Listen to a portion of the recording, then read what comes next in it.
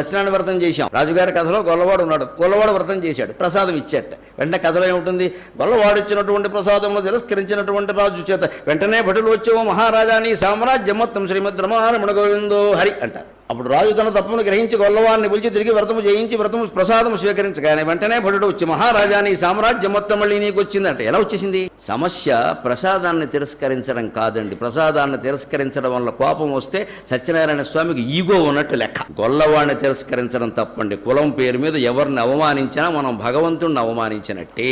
నువ్వు రాజు అయితే నువ్వే చేస్తావా? గొల్లవాడు చేయకూడదు వ్రతం. దేవుడు ప్రసాదం ఎవరిచ్చినా ఒకటేనండి, ఎందుకు కాదనాలి? గొల్లవాడు కాబట్టి తిరస్కరించాడు అతను, ప్రసాదం కాబట్టి కాదు. అది కులధిక్కారం తప్పు. మన సాహిత్యం అంత గొప్పది, మన వ్రత కథలు అంత గొప్పవి. ఏ కులాన్ని అవమానించవద్దు.